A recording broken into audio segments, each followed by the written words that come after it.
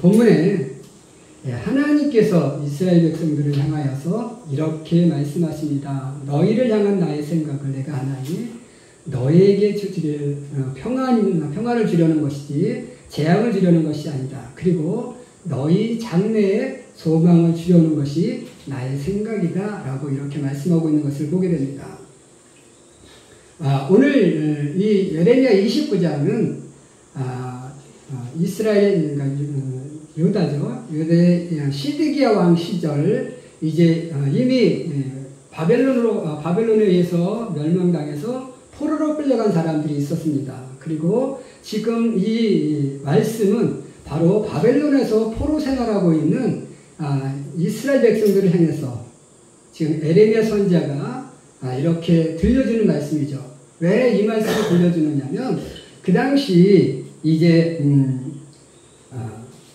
아합이라는 사람과 시드기야라는 거짓 선지자가 바벨론에서 이제 이스라엘 백성들, 포로 생활하고 있는 이스라엘 백성들을 향해서 이제 곧 바벨론이 멸망하니까 이제 우리 본국으로 돌아갈 준비를 하라는 이런 거짓 예언을 하고 있었습니다. 그런데 오늘 예레미야는 그런 거짓 선지자들의 그 예언이 잘못되었다. 그것은 하나님의 뜻이 아니다. 너희는 그곳에서 정말로 그곳에 평안을 빌고 바벨론의 평안을 빌고 그곳에서 정착을 하고 그곳에서 잘 70년 동안 끝까지 잘 견뎌낼 것을 이렇게 권면하고 있는 말씀입니다. 그러면서 오늘 주님께서 오늘 예레미야 선지자가 하나님의 생각을 전달해주고 있죠. 하나님이 너희들을 향한 생각은 재앙이 아니다. 너희들에게 소망을 주고 평안을 주고 그리고 너희들의 장래를 보장해주기 위함이다 라고 이렇게 말씀하고 있는 것을 보게 되는데요. 오늘 하나님께서 우리를 향한 하나님의 생각은 무엇일까라는 거죠. 그렇죠? 이스라엘 백성들을 향한 하나님의 생각, 오늘 우리를 향한 하나님의 생각은 무엇일까라는 거예요. 지금 나를 이곳에 이렇게 보내셨고 이곳에서 이렇게 이 모양으로 살게 하셨는데 지금 이 상황 속에서 나를 향한 하나님의 생각은 무엇인가라는 거죠. 오늘 하나님을 향한 이스라엘 백성들을 향한 하나님의 첫 번째 생각은 무엇이냐면 평안이었다라는 겁니다. 너희들에게 재앙을 주고 싶은 것이 아니야. 너희들에게 나는 평안을 주고 싶어 라고 이렇게 말씀하고 있습니다. 오늘 우리를 향한 하나님의 생각은 역시 무엇일까요? 동일하게 오늘 우리에게도 평안을 주고 싶어 하신다라는 거예요. 나에게 재앙을 주고 싶은 것이 하나님의 본심은 아니라는 겁니다. 그럼에도 불구하고 왜 우리에게 평안의 삶이 아닌 이렇게 힘든 재앙과 같은 힘든 고난의 삶이 내 앞에 펼쳐지고 있을까? 지금 이스라엘 백성들을 향해서도 너희를 향한 생각은 재앙이 아니라 평안이야 라고 말씀하셨지만 그들의 삶은 어떤 삶이었습니까? 포로 생활이었다는 거죠. 그것도 가나안에서 먼 바벨론까지 끌려가서 그곳에서 낯선 곳에서 생활하는 그런 어려운 생활이었다는 거예요. 왜 그랬을까? 그러면서 그곳에서 너희는 여기서 평안히 지내라고 예레미야를 통해서 말씀하고 있어요. 그 힘든 상황 속에서 그 타국에서 그곳에서 어떻게 지내라고요? 평안히 지내라. 언제까지? 너희들의 고난의 끝인 70년이 차기까지 그곳에 평안을 빌며 그곳에서 평안한 삶을 살기를 원하시고 있다라는 거죠. 오늘 하나님께서 우리를 이곳에 보내셨습니다. 어찌 보면 나를 이곳에 보내신 나의 삶은 그렇게 평안한 곳이 아니에요. 그죠? 평안하지 않습니다. 그리고 정말로 오히려 두려움과 걱정과 염려가 가득 차 있습니다. 왜 나의 삶이 이렇게 하나님의 생각과는 다르게 우리의 삶은 이렇게 두려움과 걱정과 불안이 가득한 삶을 살고 있을까? 어찌 보면 우리가 하나님의 뜻을 벗어난 삶을 살고 있기 때문 아닌가 되돌아보아야 된다라는 거죠. 우리가 자녀를 키우면서도 어떻습니까? 자녀를 키우면서 자녀가 내 뜻에 번왔을 때 부모의 뜻과 다르게 살아가면 부모님의 생각은 어때요? 물론 부모님의 생각이 다 옳은 것은 아니에요. 엄마 아빠의 생각이 다 옳은 것은 아님에도 불구하고 나의 생각과 다르게 살아가고 있는 자녀들의 모습을 보면 부모님의 마음은 어때요? 안타깝죠. 그래서 이게 잔소리도 하고 때로는 혼도 내고 그렇습니다. 자, 오늘 하나님의 생각도 우리에게 이렇게 어려움이 오는 것도 하나님의 생각과 우리가 조금은 다르게 살아가고 있으니까 어때요? 너희 지금 잘못된 길을 걸어가고 있으니까 바른 길로 돌아와 라고 해서 뭔가 이렇게 훈계도 하고 채찍도 되게 하시고 이렇게 하는 것이라는 거죠. 그래서 오늘 우리가 어려움이 올 때마다 내가 이렇게 좀 나의 환경이 어려울 때마다 우리는 내 환경에 이래 이렇게 불안해하고 두려워하고 또 불평하고 이러기보다는 하나님의 생각과 나의 생각이 좀 다르구나. 내가 하나님의 생각과 다른 길을 걸어가고 있구나. 이렇게 우리가 마음을 다잡고 하나님의 길로 하나님의 생각과 맞춰간다면 우리의 삶은 어떻게 돼요? 평안의 삶이 되어질 거라는 거죠. 오늘 12절에서 그렇게 말씀하잖아요. 너희는 내게 부르짖으며 내게 기도하면 내가 너희를 들을 것이라고 이렇게 말씀하고 있습니다. 그리고 너희는 그리고 나를 어떻게 찾으라고요? 전심으로 찾으라고 이렇게 말씀하고 있습니다. 우리가 하나님을 전심으로 찾지 않으니까 우리에게 조금은 어려운 환경으로 하나님이 우리를 이렇게 모시는 거예요. 왜? 막다른 골목으로 몰아지면 어때요? 그때 우리는 하나님을 찾습니다. 사람이 평안해지면 어때요? 조금은 내 생각대로 살고 싶고 내 마음대로 살고 싶어지는 그러한 것이 바로 우리 인간의 마음, 인간의 생각이라는 거죠.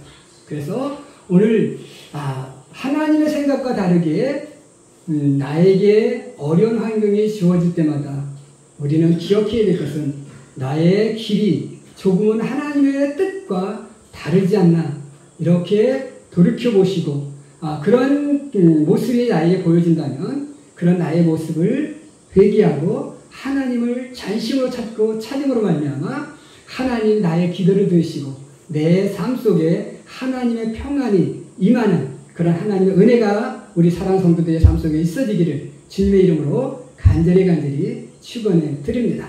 아멘.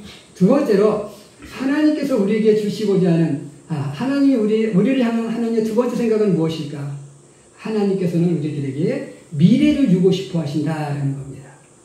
오늘 본문에는 이렇게 기록되어 있어요. 너희 장래에 소망을 주려 하는 생각이다. 이렇게 해서 이것이 마치 하나의 단어같이 이렇게 느껴지는데 이 너희 장래에 소망을 주려 하는 생각이라는 이 단어는 히브리어로 아하리트 웨티크아라는 단어라고 합니다. 이것은 두 개의 단어가 결합된 거예요. 직역하면 미래와 희망이라는 단어입니다. 그러니까 하나님께서 내가 너에게 주려는 것은 뭐요? 미래와 희망이다 라고 말씀하는 거예요. 그래서 오늘 하나님께서 우리에게 주려고 하는 생각은 무엇이라고요? 미래라는 것이죠. 오늘 요즘 젊은이들과 또 외국 사람들의 삶이 요즘 그렇대요. 그냥 저희 이제 지금 나이가 있는 사람들의 생각은 우리가 어떻게 하면 물질을 정말 열심히 일해서 물질을 모아서 내 미래를 어떻게 잘 준비할까 이런 생각을 가지고 살지만 요즘 젊은이들은 오늘 걸어서 오늘 잘 살자. 그러니까 오늘만 있고 내일에 대한 준비가 부족한 이런 모습의 삶을 살고 있는데, 그런데 물론 그 나름 뭐 젊은이들의 생각이 완전 잘못된 것은 아닐 수 있어요. 그런데 오늘 우리가 우리의 내일이 없다, 오늘만 있는 삶을 산다면 우리의 삶은 어떨까요? 그저 오늘만을 위해서 산다면 어찌 보면 우리의 삶은 조금은 좀 방탕하고 조금은 이렇게 절제되지 못한 삶을 살아갈 수 있어요. 우리에게 내일이 있어야 어떻게 살 수 있어요? 내일을 준비하는 삶을 살 수 있다는 거죠. 저희 가감교회가 지금 올해 아까도 뭐 기도했지만 35년이 되었습니다.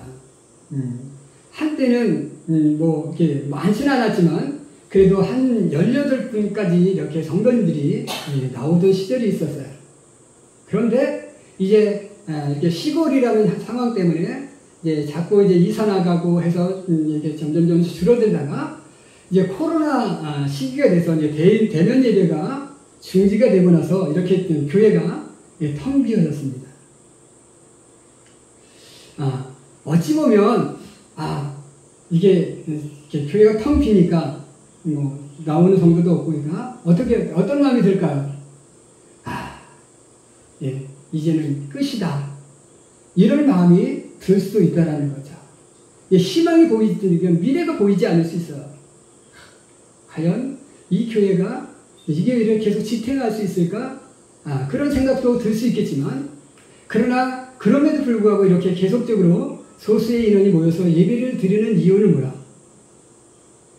언젠가는 또다시 하나님의 뜻이 있다면 이 교회가 다시 또 이렇게 많은 사람들이 찾아오는, 그리고 이곳에서 많은 사람들이 예배드리는 그러한 교회가 될 수 있을 것이라는 그런 미래를 기대하기에 오늘 우리가 이렇게 부족하지만 정말로 조금은 낙심될 수 있는 상황이지만 그래도 이렇게 예배를 드릴 수 있는 것이라는 거죠. 오늘 우리에게는 뭐가 있어요? 미래가 있습니다. 내일이 있어요. 오늘만 있는 삶이 아니라 내일이 있는 삶이라는 거죠. 내가 몸이 아파도, 내가 지금 경제적으로 힘들어도 내가 지금 견딜 수 있는 것은 뭐예요? 내일이 있기 때문에.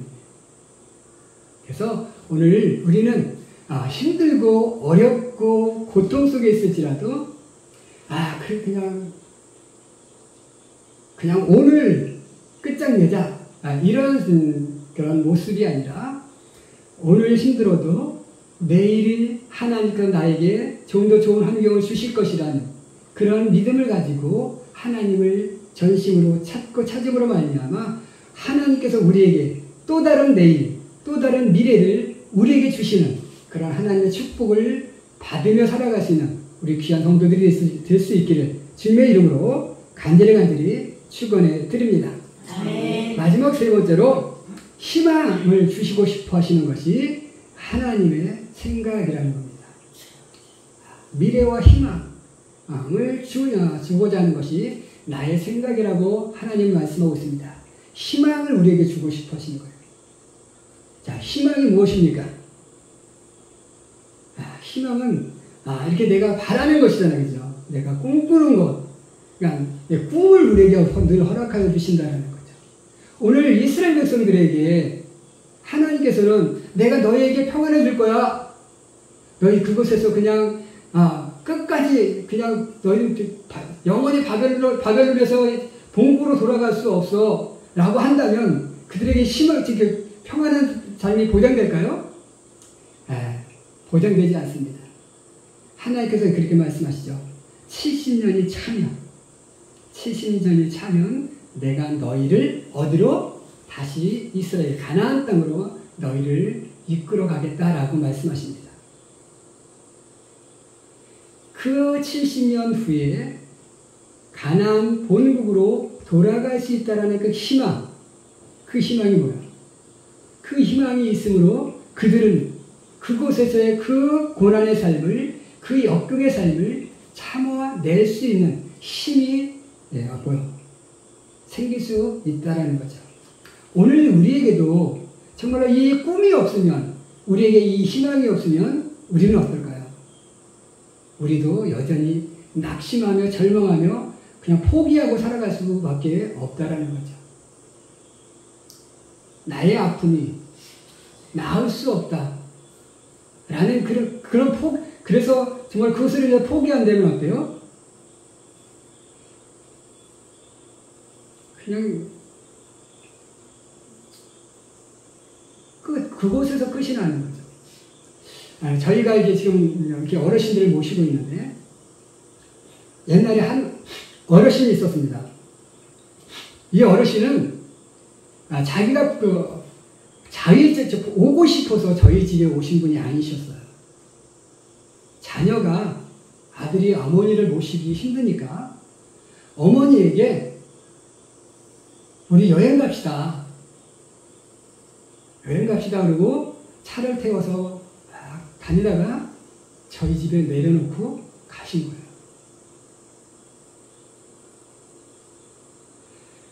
자, 그런데 이 어르신이 저희 집에서 생활하시다가 거의 그냥 포기의 삶을 사셨어요. 그냥 절망적으로 사셨는데, 이렇게 이제 앉아 계시다가 툭 옆으로 넘어졌는데 팔이 골절됐어요. 그래서 병원에 입원했습니다. 그런데 병원에 입원해서 한 달도 안 돼서 돌아가셨어요. 팔 골절된다고 돌아가실 건 아니잖아요, 그죠? 이렇게 대퇴골 쪽 이렇게 그쪽에서 이렇게 골절이 일어나면 와상 환자가 돼서 이렇게 돌아가시기 쉬운데, 이 팔목이 부러졌다고 돌아가시는 경우가 없는데, 정말로 병원에 입원했는데 한 달도 안 돼서 돌아가신 거예요. 그러니까 저희도 어이없었고 자녀들도 어이가 없고, 왜 돌아가셨을까? 이렇게 생각해 보니까 이분이 삶의 어떻게 보면 삶을 포기하신 그런 경우가 아니었나 이렇게 느껴져요. 육체적으로도 건강하셨고 이렇게 건강하신 분이셨어요. 그런데도 불구하고 꿈이 없으니까, 내 삶에 대한 의지가 없으니까 어때요? 팔목 부러진 것으로 돌아가시더라고요. 오늘 우리는 꿈을 가지면, 사람의 목숨이 정말로 한없이 짧다가도 한없이 즐긴 것이 뭐요? 사람의 목숨이잖아요. 우리가 끝까지 부여잡고 정말로 우리가 힘을 갖고 하나님이 언젠가 나를 이곳에서 건져주실 거야, 이 상황에서 우리를 지켜주실 거야 라고 한다면 어때요? 우리의 삶은 평안의 삶으로 이어질 수 있습니다. 자, 저희 과감교회도 이렇게 가끔씩 이제 나가서 다른 목사님들과도 얘기해 보면, 또 저희가 이렇게 경제적으로 보면 사실 이렇게 희망이 없어 보여요, 그죠? 이제 지난번에 1년 예산에 대해서 얘기를 했어요. 이게 지금 저희 목회자들은 이제 노회가 있는데, 노회 가면 이제 1년 예산을 가지고 노회비를 결정을 합니다. 저희는 1년 예산 얼마 될까요? 1년 예산 다 해야 400, 500 정도밖에 안 됩니다. 그러니까 도시교회에 뭐라고 할까요? 한 주 헌금도 안 되는 그 예산이 저희들의 1년 예산이에요. 그래서 저희가 이곳에 개척을 할 때 많은 목사님들이 반대하셨어요. 야, 거기 안 돼. 나와. 도시에서 목회해. 그럼에도 불구하고 저희가 이것을 목회를 했고, 정말 그런 어려운 환경 속이지만 그래도 이게 35년 버텨질 수 있었던 것은 무엇일까요? 하나님께서 언젠가는 이곳을 정말 에덴과 같은 그러한 하나님의 동산을 만들어 주실 것이라는 그 희망이 저희들에게 있기 때문에 저희들이 이곳에서 이렇게 목회를 하고 있습니다. 경제적으로는 여유가 없어도 도시기교회처럼 이렇게 이렇게 화려하진 않아도 정말 소소하지만 이곳에서 정말로 많은 사람들이 위로받고 치유받고 그리고 하나님의 역사가 나타나는 그런 하나님의 에덴 동산 같은 그런 곳이 되기를 소망하는 그런 희망의 꿈을 가지고 있기에 저희가 35년을 이렇게 목회하고 있습니다.